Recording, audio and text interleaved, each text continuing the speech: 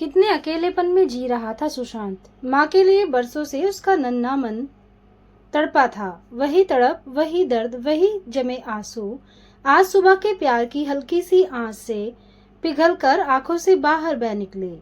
क्या सुबह सुशांत के मन का रिक्त कोना भर सकी? सुशांत मेरे सामने बैठे अपने अतीत बयान कर रहे थे। जीवन में कुछ भी तो चाहने से नहीं होता है।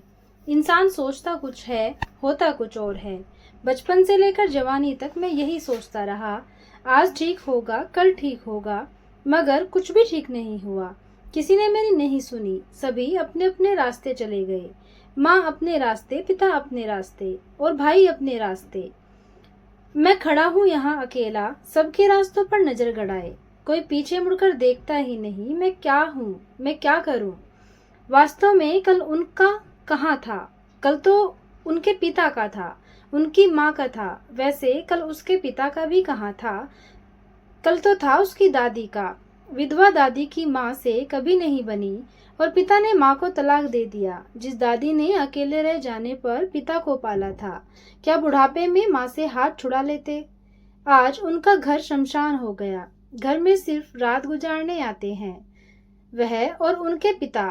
बस मेरा तो घर जाने का मन ही नहीं होता। कोई बोलने वाला नहीं। पानी पीना चाहो तो खुद पियो। चाय को जी चाहे तो रसोई में जाकर खुद बना लो। साथ कुछ खाना चाहो तो बिस्किट का पैकेट, नमकीन का पैकेट, कोई चिप्स, कोई दाल भुजिया खा लो। मेरे दोस्तों के घर जाओ तो सामने उनकी माँ हाथ में गर्मा गर्म चाय के साथ खाने को कुछ न कुछ जरूर लेकर चली आती थी। किसी की माँ को देखता हूँ तो गलती से अपनी माँ की याद आने लगती है। गलती से क्यों? माँ को याद करना क्या गलत है? गलत ही होगा। ठीक होता तो हम दोनों भाई कभी तो पापा से पूछते कि हमारी माँ कहाँ है। मुझे तो माँ की सूरत भी ठीक से याद नहीं है। कैसी थी वो? कैसी सूरत थी? मन का कोना सदा से रिक्त है।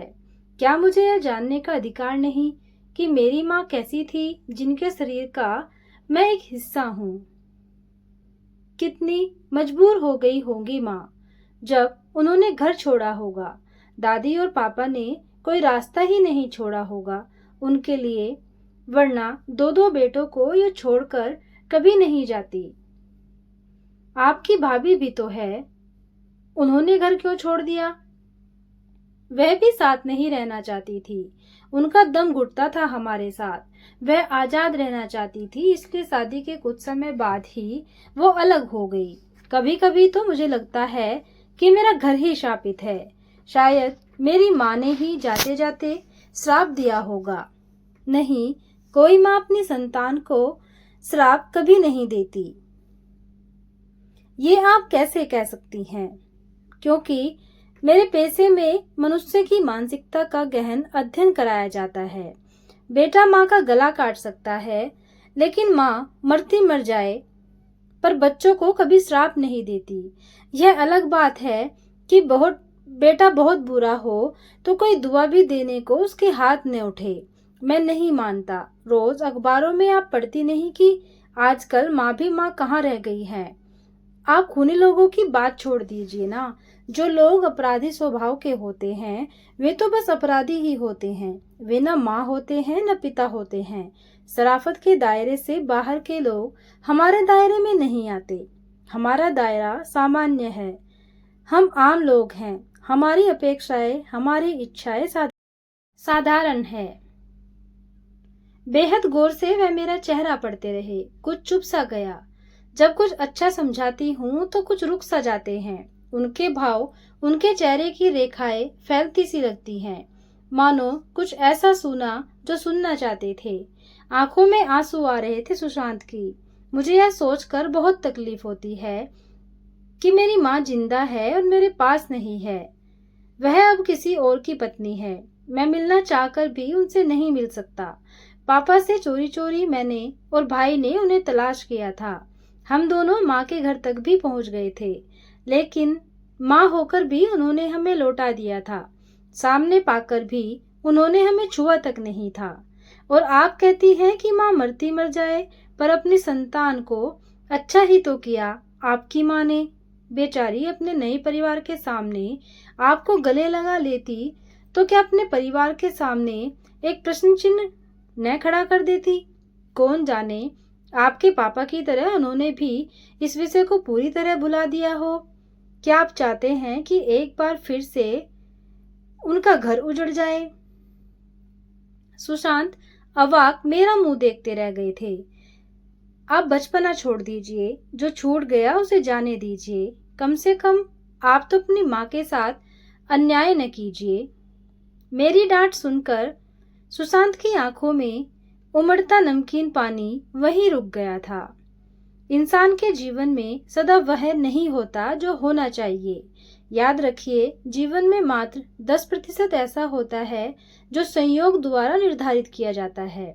बाकी 90% तो वही होता है जिसका निर्धारण व्यक्ति स्वयं करता है।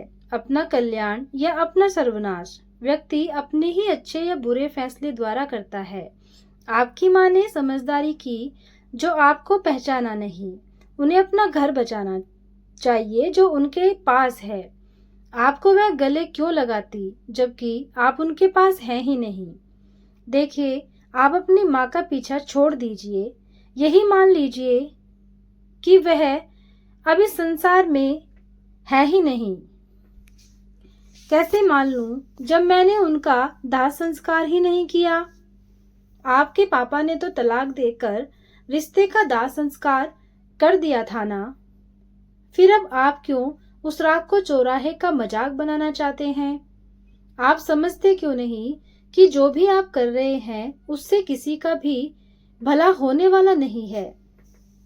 अपनी जुबान की तलखी का अंदाज मुझे तब हुआ जब सुशांत बिना कुछ कहे उठकर वहां से चले गए। जाते जाते उन्होंने यह भी नहीं बताया कि अब कब मिलेंगे वह। शायद अब कभी नहीं मिलेंगे। सुशांत पर तरस आ रहा था मुझे, क्योंकि उनसे मेरे रिश्ते की बात चल रही थी। वह मुझसे मिलने मेरे क्लिनिक में आए थे। अखबार में ही उनका विज्ञापन पड़ा था। मेरे पिताजी ने। सुशांत, तुम्हें कैसा लगा? मेरे पिता ने मुझसे पूछा। बिल्कुल वैसा ही जैसा कि एक टूटे परिवार का बच्चा होता है। पिताजी थोड़ी देर तक मेरा चेहरा पढ़ते रहे और फिर कहने लगे, सोच रहा हूं कि बात आगे बढ़ाऊं या नहीं। पिताजी मेरी सुरक्षा को लेकर बड़े परेशान थे, बिल्कुल वैसे जैसे उन्हें होना चाहिए था। सुशांत के पिता मेरे पिता को पसंद थे। संयोग से दोनों एक ही विभाग में कार्य करते थे। उसी नाते सुशांत एक दो बार मुझे मेरे क्लिनिक में ही मिलने चले आए थे और अपना रिक्त कोना दिखा बैठे थे। मैं सुशांत को मात्र एक मरीज मानकर भूल सी गई थी। उस दिन मरीज कम थे, सो घर जल्दी आ गई। फुर्सत थी और पिताजी भी आने वाले थे, इसलिए सोचा क्यों न आज चाय के साथ गर्मा गर्म पकौड़ियाँ और सूजी का हलवा बना लूं।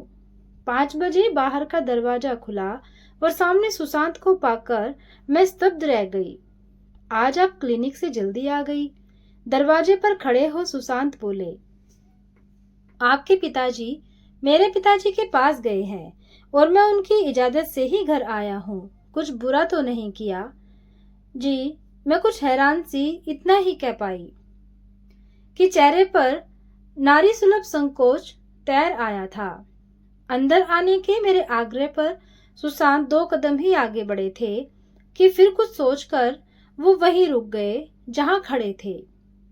आपके घर में घर जैसी खुशबू है, प्यारी प्यारी सी, मीठी मीठी सी, जो मेरे घर में कभी नहीं होती है। आप उस दिन मेरी बातें सुनकर नाराज हो गए होंगे। यही सोचकर मैंने भी फोन नहीं किया। अपनी सफाई में मुझे कुछ तो कहना ही था ना। नहीं, नाराजगी कैसी? आपने तो दिशा दी है मुझे। मेरी भटकन को एक ठहराव दिया है। आपने अच्छे से समझा दिया, वरना मैं तो बस भटकता ही रहता। न चलिए, छोड़िए उन बातों को। मैं सीधा ऑफिस से आ रहा हूँ। कुछ खाने को मिलेगा क्या? पता नहीं क्यों मन भर आया मेरा। एक लंबा चौड़ा पुरुष जो हर महीने लगभग 30,000 रुपये कमाता है, जिसका अपना घर है, वो बेघर सा लगता है, मानो सदियों से लावारिस हो। पापा का और मेरा गर्मा गर्म नाश्ता मेज पर रखा था। अपने दोस्तों के घर जाकर उनकी माँ के हाथों से मैं छिपी ममता को तरसी। आंखों से देखने वाला पुरुष मुझ में भी शायद वही सब तलाश रहा था। आइए बैठिए, मैं आपके लिए चाय लाती हूँ। आप पहले हाथ मुंह धोना चाहेंगे? मैं आपके लिए अभी तौलिया लेकर आई। मैं हंसप्रभ थी। क्या कहूँ और क्या न कहूँ। बालक की तरह असहाय से लग रहे थे सुशांत। मैंने तौलिया पकड़ा दिया, तब वह एकटक निहारते से लगे। इतने में मैंने नाश्ता प्लेट में सजाकर उनके सामने रखा। खाया नहीं, बस देखते रहे, मात्र चम्मच चलाते रहे।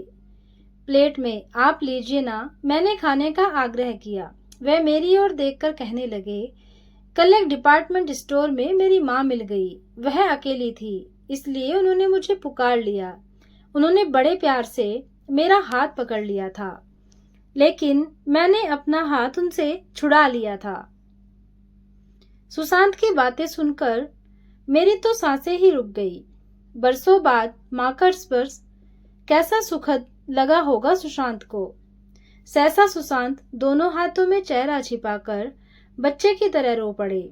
मैं देर तक उन्हें देखती रही, फिर धीरे से सुशांत के कंधे पर हाथ रखा और सहलाती भी रही। काफी समय लग गया उन्हें सहज होने में।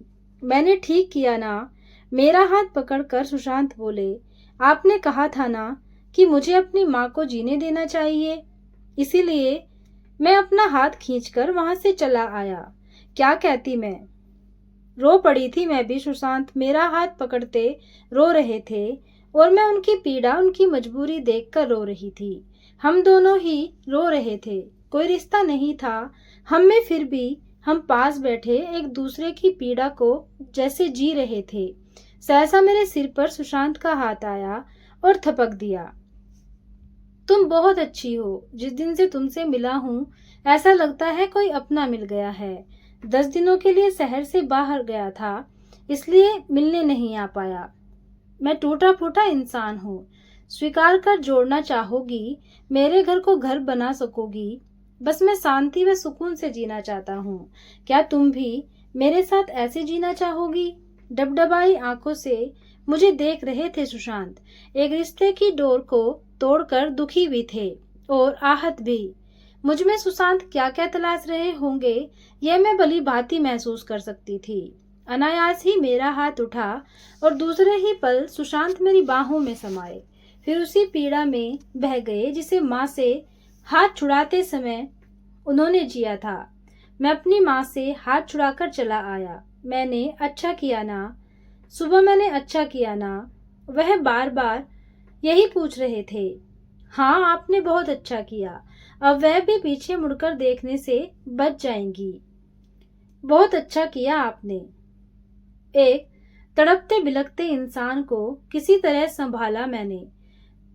तनक चेते तब खुद ही अपने को मुझसे अलग कर लिया।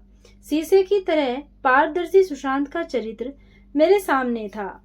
कैसे एक साफ सुथरे सचरित्र इंसान को यूं ही अपने जीवन से चला जाने देती। इसलिए मैंने सुशांत की बाह पकड़ ली थी। साड़ी के पल्लू से आंखों को पोंछने का प्रयास किया तो सहसा सुशांत ने मेरा हाथ पकड़ लिया और देर तक मेरा चेहरा निहारते रहे। रोते रोते मुस्कुराने लगे।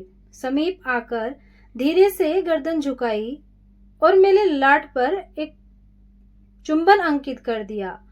फिर अपने ही हाथों से अपने आंसू पोंछ लिए।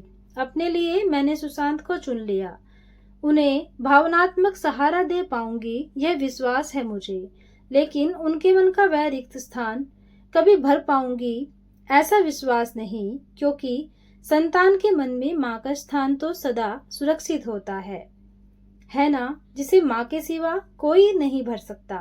दोस्तों, ये थी एक छोटी सी मगर प्यारी सी कहानी। आपको कैसी लगी कमेंट करके जरूर बताना। कहानी को पूरा सुनने के लिए धन्यवाद।